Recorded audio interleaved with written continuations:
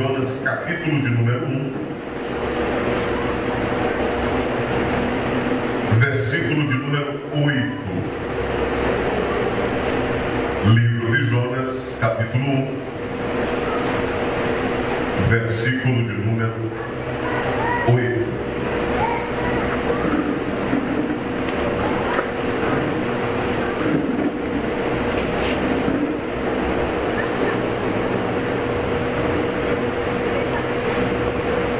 Jonas 1, 8. Você encontrou, diga graças a Deus. Graças a Deus. Então diz assim: então lhe disseram, declara-nos tu agora, por que razão nos sobreveio este mal? Que ocupação é a tua? E de onde vens? Qual é a tua terra? E de que povo és tu? Você pode dizer amém? Amém. Só este versículo, permaneça com a Bíblia aberta. Quem é Jonas? Jonas é um profeta. Mas Jonas é um péssimo exemplo de profeta. Péssimo. Filho de Amitai, conforme o texto sagrado, ele não é citado tão somente no seu livro, é citado também na história dos reis de Israel, que profetizou a Jeroboão II que ele, mais uma vez, reconquistaria os limites de Israel que foram perdidos. Jonas é alguém que não vive o que prega, pois o seu viver é contrário à sua teologia profética. Jonas é um cara que não vive, é um profeta que não vive o que a sua teologia profética ensina.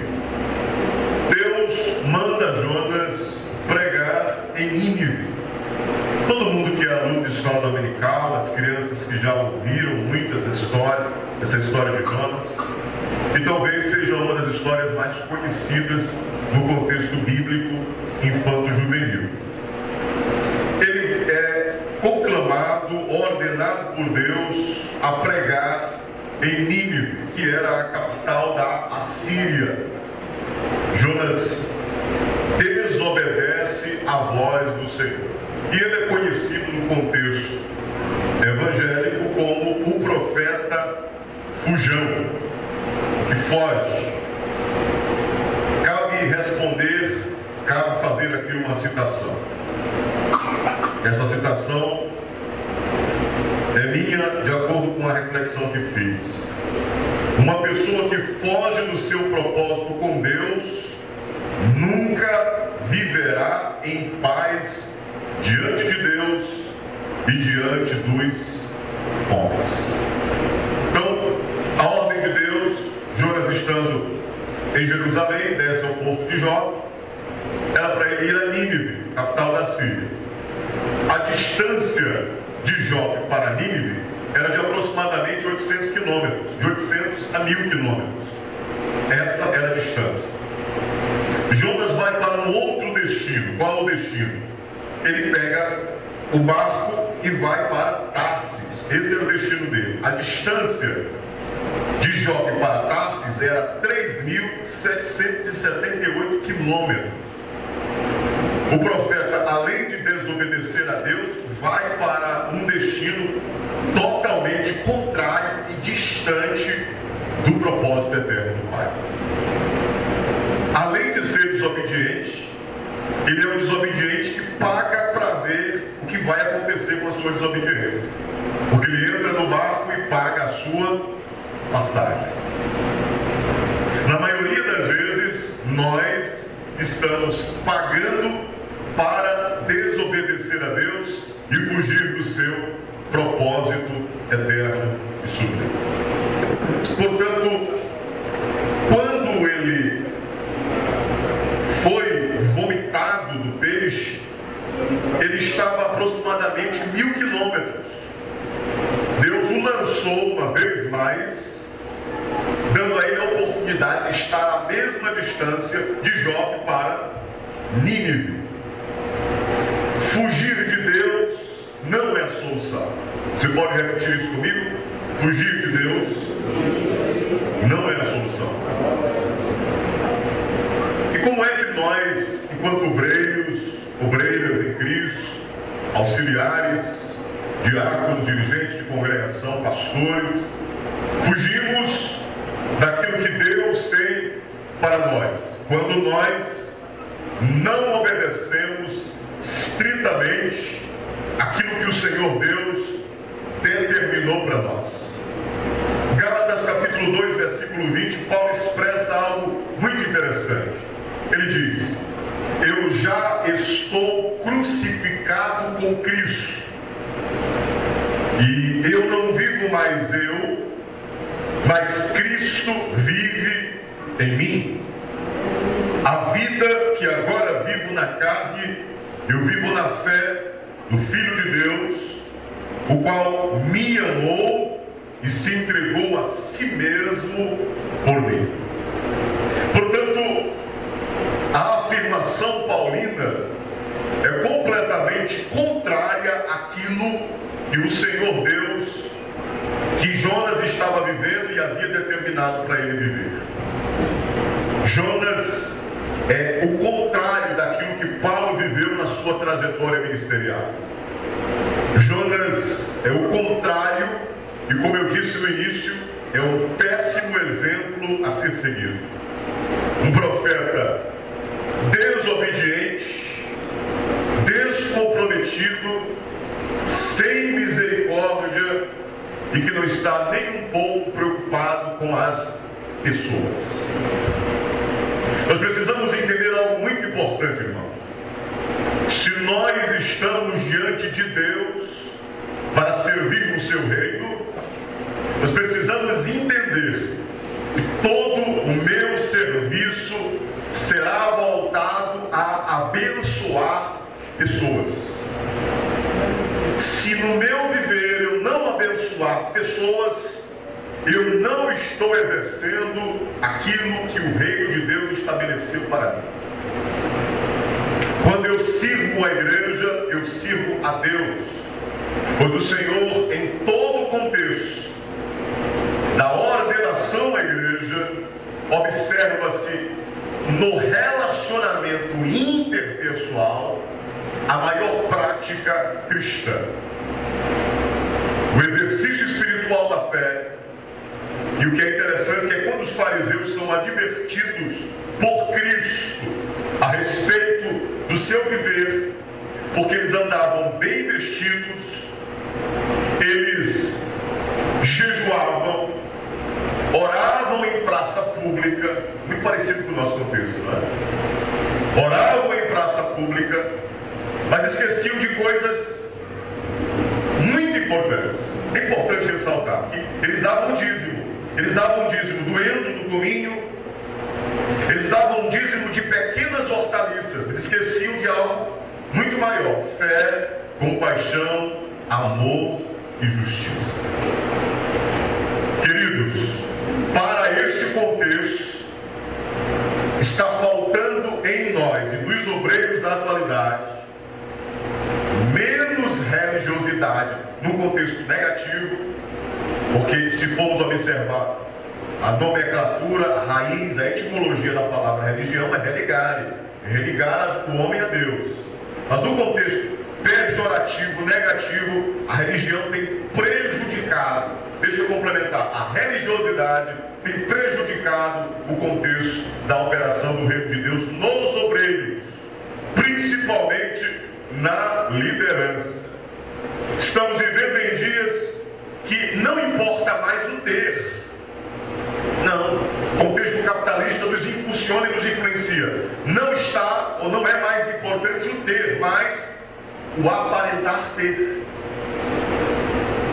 Não é tão mais interessante o ter, mas aquilo que você aparenta que é. É isso que as pessoas estão valorizando nesse contexto. E isso está entrando dentro do contexto eclesiástico. E parte de onde? Parte de um princípio de não viver um propósito sublime e eterno. porque para mim o viver é Cristo e o morrer é ganho, é lucro, é vantagem.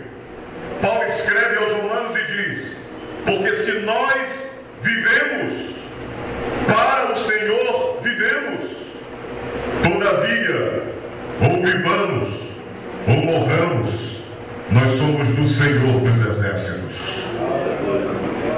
À luz deste contexto, Jonas é completamente o oposto daquilo que nós devemos viver. Vamos adiante. Qual é o pano de fundo desse contexto histórico que Jonas tem? Por que Jonas resiste tanto em ir a Nínive, em desobedecer a Deus? Primeiro, os assírios, eles eram guerreiros implacáveis, sem misericórdia, cruéis, maus, sanguinários, e eles já haviam destruído, invadido Israel em outras oportunidades. Eles eram idólatras, acreditavam em vários deuses, principalmente no Deus Sol e Deus em outros planetas. E quando eles invadiam uma cidade, uma nação, pelo menos 4 pessoas ou 4 classes de pessoas eram atingidas, eram afetadas. Primeiro, o rei era morto, o sacerdote, o profeta, para ser contrário a pregar em Nínive. Não vou pregar, pai. Esse povo aí é mau, esse povo aí já invadiu Israel, esse povo aí, ó, não presta, não quer compromisso contigo, não vou pregar. E qual era o entendimento de Jonas? Eu não vou pregar, porque se eu pregar, tu vai te compadecer deles. Olha a visão de Jonas, irmãos. Se eu pregar, esse povo aí pode se arrepender e tu vai ter misericórdia deles. Nós fazemos aqui uma crítica a Jonas e esquecemos de uma coisa importante. Jonas tinha uma mágoa e queria ver a destruição de Nínive. Eu quero que esse povo morra. Não estou nem aí para eles. Mas eu quero dizer para você que está aqui na manhã desse dia, que todos nós temos um pouco de Jonas dentro de nós. Vou repetir para você. Todos nós temos um pouco de Jonas dentro de nós. Porque nós queremos ver a vingança. Queremos ver o sangue. É assim, não é, irmãos? Outro dia, eu vi no WhatsApp a foto do irmão com o capacete na mão, dando só na cabeça do vagabundo que tinha roubado lá no São Luís.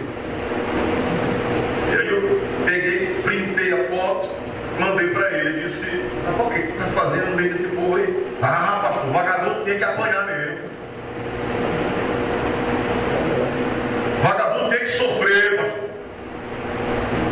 E calma, crente.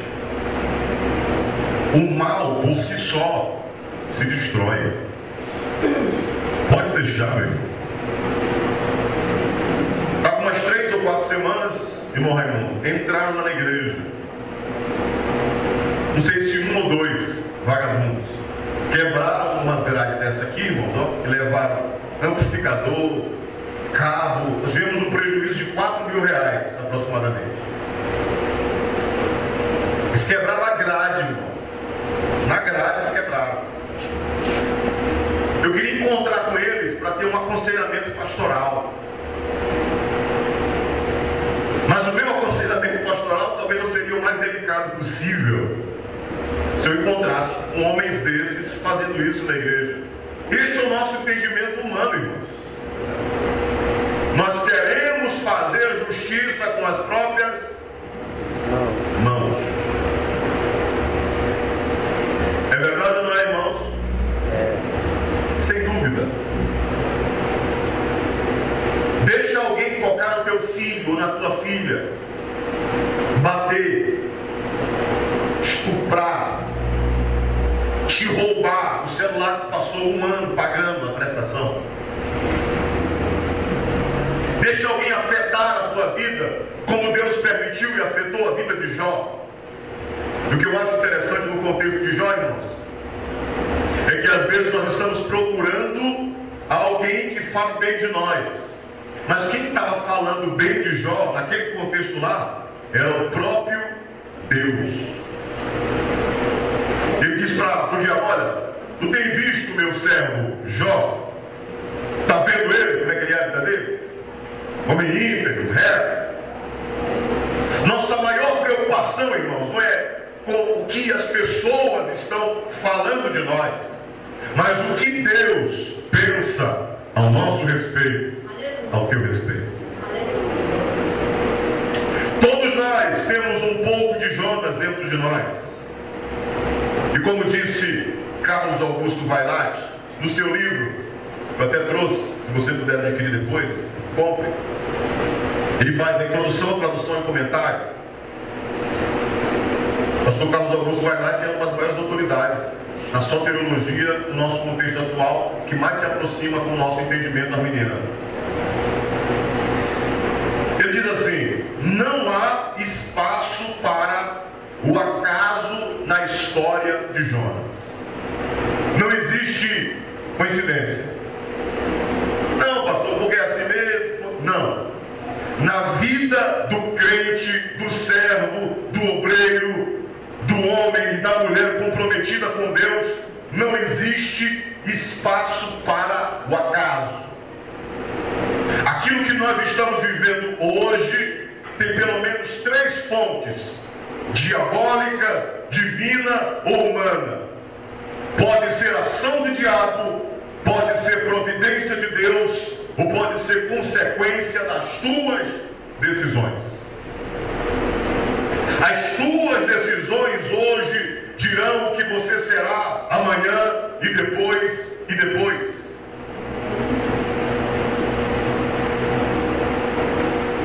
Carlos Augusto faz uma outra citação. Ele diz: homens de Deus em fuga de Deus trazem maldição aonde quer que vão.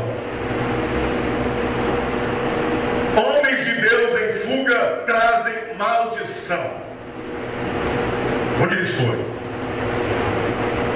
Se você está fugindo do seu propósito, e eu falo aqui para quem está querendo entregar a função: vou entregar para o pastor, não aguento mais, a congregação é problemática, é cheia de problema, não tenho apoio, o trabalho não prospera. Se Deus não mandou você entregar, fique no lugar que Deus te colocou. Porque se você fugir, você vai parar na barriga do peixe. Deus teve misericórdia de Jonas e ele não morreu. Mas se Deus quisesse fulminar, trucidar Jonas, ele o faria. Fontes da tribulação, da tempestade na vida de Jonas. São 3 fontes, eu acabei de citar: Deus, o diabo e o homem. Mas no caso de Jonas, o diabo não tinha nada a ver. Que um dia o diabo estava na praça, reclamando, choramingando. Aí perguntaram para ele o que foi. Ele disse: não, tudo que acontece é culpa minha. Tudo que acontece é culpa minha. Nem tudo é o diabo, irmão. O pastor Zé disse que tem crente que é o diabo, né?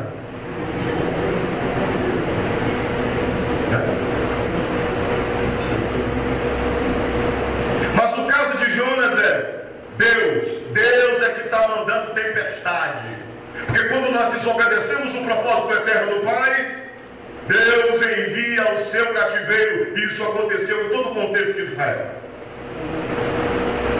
Deus enviando cativeiro, castigo, escravidão, fome, escassez. Não queira sair do propósito de Deus na tua vida.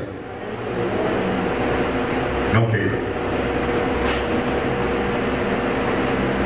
Jonas escolhe isso, porque Deus, irmãos, é o Deus imanente. Deus está no controle de todas as coisas. Deus não levantou, não preparou, não separou você, não está instruindo você para que você fique à margem do contexto espiritual. Deus te chamou para que você exerça o ministério que Ele entregou nas tuas mãos. E se Ele te prometeu, Ele vai cumprir a promessa. Ele é Deus, Ele é o mesmo ontem, hoje e será eternamente. Isaías 45, 7. Eu formo a luz e crio as trevas. Eu faço a paz e crio o mal. Eu, o Senhor, faço todas as coisas.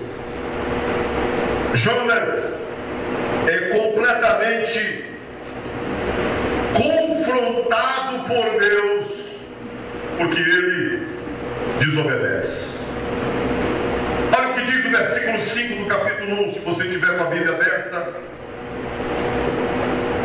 Leia comigo. Jonas 1,5 diz: Então temeram os marinheiros e clamavam a cada um ao seu Deus, e lançavam no mar as fazendas que estavam no navio, para o aliviarem do seu peso.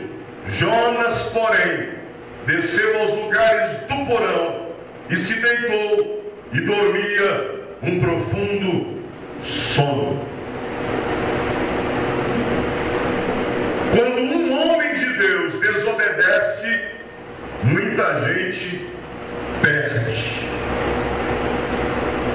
O que os marinheiros tinham a ver com Jonas? Era só porque Jonas entrou no barco deles. Primeiro, os marinheiros não são crentes. Não são. Mas o pecado de Jonas gerou consequência para Jonas, para o contexto da natureza, para o navio que estava quase a perecer, tão somente porque ele desobedeceu. O pecado de Acã, conforme Josué 7,12, gerou prejuízo para toda a nação de Israel. O pecado de um homem, diz o pastor Hernandes, e os pecados dos líderes são os mestres do pecado. O pecado de um homem pode conduzir toda uma igreja, toda uma congregação, todo um campo a perecer por causa da sua desobediência. E eu falo agora não só num contexto para os homens, esse aqui é para as mulheres. Quantos obreiros temos em São Luís, gabaritados, comprometidos, mas não exercem efetivamente as suas funções porque as suas esposas não abraçaram o mesmo nível espiritual e não têm a mesma visão de rei que o obreiro. O obreiro está vivendo em um jugo desigual e não consegue exercer propósito porque não está com alguém que pode somar ao seu lado. Quando as coisas dão errado, irmãos, nós sempre queremos encontrar um culpado. Sempre. Sempre. A casa está bagunçada, a mãe e o pai querem encontrar um culpado. Quem fez isso, quem fez aquilo. E às vezes a culpa é nossa. Tiago capítulo 1, ninguém sendo tentado, diga de Deus sou tentado, porque Deus não pode ser tentado pelo mal e a ninguém tenta, mas cada um é tentado quando atraído e engodado pela sua própria concupiscência. Depois de haver a concupiscência concebido, dá à luz o pecado, e o pecado sendo consumado gera a morte. Pare de culpar e querer achar culpado em outras pessoas. Diga para o irmão que está ao seu lado, a culpa é sua. Pode dizer para ele, tenha coragem, a culpa é sua. Deixa eu amenizar aqui, diga para ele então assim, a responsabilidade é sua. Diga para ele, diga para ela. Porque no caso de Jonas, os marinheiros estavam querendo saber, versículos 6 e 7. Observe o descrédito que Jonas dá ao contexto que ele está vivendo. Tempestade, o barco está indo a pique, o que ele faz? Desce para o porão e vai dormir. Carlos Augusto faz a tradução do termo em hebraico utilizado no contexto de Jonas, irmãos. E ele traz o entendimento de que o sono de Jonas não era um cochilo que você tira depois do almoço, qualquer barulho acorda. Não. O sono de Jonas era quase um sono narcótico, embriagante. Ele era um profundo sono. Ele não está nem aí para o que está acontecendo. Muito parecido com o nosso contexto. Deixa eu aproveitar aqui a deixa do pastor Elisal. O projeto Despertar está acontecendo e alguns obreiros ficam olhando para ver o que dá errado para poder criticar. Tem isso na igreja, pastor? Só se tem, irmão. Como tem? Está todo mundo trabalhando e fica de longe ali para poder tecer a crítica. Não era para ter sido feito assim, era para ter sido feito desse jeito. Não participa das decisões, não contribui, não faz, e quando o negócio acontece, lá vem ele criticar. A tomar banho no Rio Jordão, bem. Você pode dizer misericórdia aí, irmão? Jonas está lá, dormindo, não está nem aí. Tempestade, barco afundando, marinheiro. Os marinheiros que não eram crentes estão orando. Já viu isso, irmão? Ímpio ensinar crente a orar. Foi o que aconteceu com Jonas. E Jonas, acorda, ora para o teu Deus, dormente, dorminhoco, para ver se ele nos livra. Se alguma coisa acontece em nosso favor. Quantas vezes nós somos confrontados por pessoas que nem crentes são, para exercer o nosso ministério. Pastor Elisal, nesse contexto brasileiro nosso agora de extremismo, esquerda-direita, nós sabemos que a direita mais se aproxima do nosso contexto cristão. Sabemos disso. Agora temos crentes exagerados, fanáticos. Como é que funciona? Você não vê ele pregando o evangelismo, você não vê ele visitando ninguém, você não vê ele participando do ciclo de oração, você não vê ele contribuindo em nada, mas fala de política, se transforma. Ele briga, ele mata, ele morre, ele faz e acontece. Se todos que defendem a política com essa veemência e essa paixão defendessem o evangelho, como não seria a igreja? A maior defesa de um obreiro, de um pastor, não pode ser um partido político. A maior defesa de um obreiro, de um pastor, não pode ser uma nomenclatura ideológica secular. A nossa defesa é o Evangelho de Cristo, é a palavra de Deus, é a boa nova de salvação e vida eterna.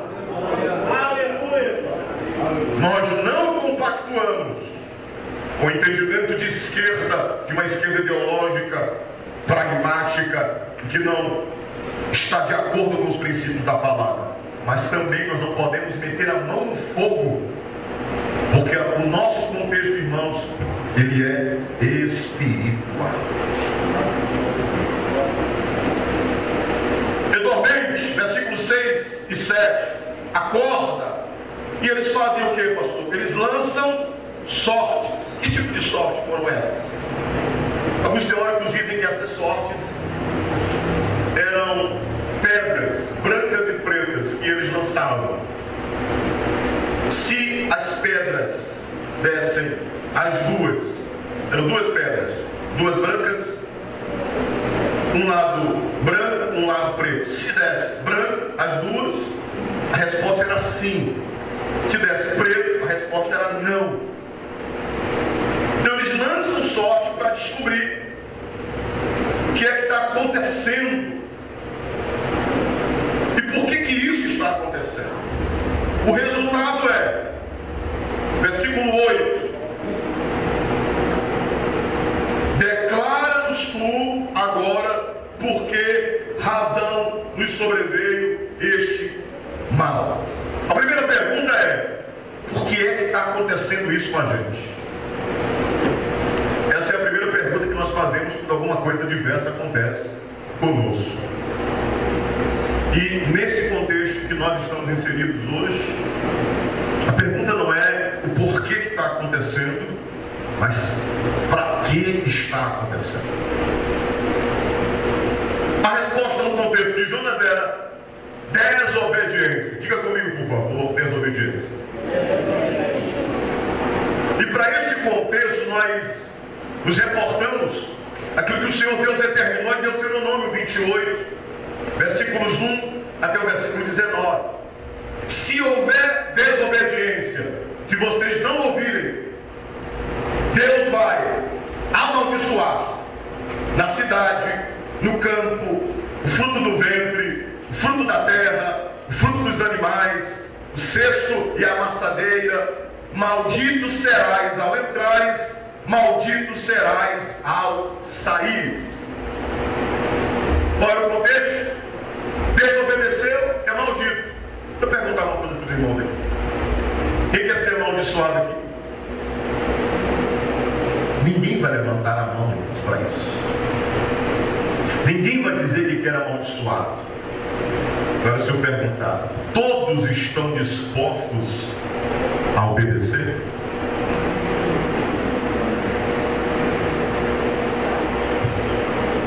Todos estão dispostos a obedecer? Meu Deus. A obediência está ligada às circunstâncias que estão em volta de nós. O que nos falta? Predisposição e uma motivação sem interesse para a obediência. Simplesmente eu vou obedecer à voz de Deus, custe o que custar. Deixa eu contar uma coisa, irmãos, aqui. Depois que o pastor Fábio Leite saiu da capelania militar da Polícia Militar, ficou uma vaga pastorizal na capelania. O pastor Fábio Leite estava no posto, né? Capitão QOCPM, do quadro de oficiais capelães da Polícia Militar do Estado do Maranhão. Qualquer outro capelão que fosse nomeado pelo Estado teria que ser um pastor da Assembleia de Deus, porque a vaga veio para a Assembleia de Deus em São Luís. O que faz o capelão da Polícia Militar? Ele prega a palavra dentro do quartel. Prega a palavra dentro do quartel. À época, eu era ainda soldado de polícia, né?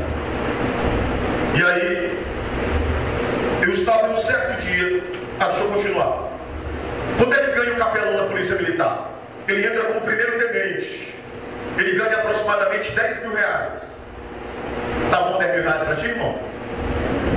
10 mil por mês? Para pregar a palavra? Quem queria aí? Diga amém. E depois a gente não queria. Para pregar dentro do quartel. 10 mil. E a palavra, irmãos, geralmente a palavra do capelão, eu fui mestre de cerimônia da polícia, é 5 minutos. Pastorizal. 5 minutinhos só, ele prega, abençoa, acabou. 10 mil reais. Ele atende situações de óbito, de policiais que se envolvem com drogas e uma série de outros problemas. Desde o início que eu adentrei a Polícia Militar, eu tinha um interesse, uma vontade pela questão do ministério. Mas Deus, ao decorrer do tempo, foi tirando isso de mim. E teve um dia, numa tarde, que Deus falou fortemente ao meu coração, eu estava orando. A maioria das vezes que Deus falou comigo de maneira direta, eu estava de joelhos. Tem gente que sai aí, Deus fala comigo, ele vai para cá, vai para ali, vai para lá, vai para lá. Procurando. Orar ele não quer. A maioria das vezes que Deus falou fortemente comigo, eu não estava nem a meia hora, nem a 1 hora. Eram horas e horas de joelho. E a bolachinha do joelho já estava doendo. E aí Deus falou. Deus falou comigo, não aceita nenhuma proposta. Era só uma proposta para ganhar 10 mil reais. Não aceita nenhuma proposta. Pastor Coutinho me liga. Pastor Wanderley, o seu nome foi indicado para assumir a capelania. Eu soldado, ganhava 4 mil reais no máximo. Ia ganhar 10. E resposta boa, né, irmão? É interessante, sabe o que, pastor Isaac? Porque as pessoas atrelam a porta que Deus abre a sempre vantagens maiores. Nem tudo que reluz é ouro. Você ganhar mais não quer dizer que Deus é que está abençoando. E aí eu disse, o pastor Coutinho disse, o seu nome foi indicado. Eu disse, não, pastor, eu declino. Como é que é, senhor? Eu declino. Deus falou comigo para me não aceitar. Pois não.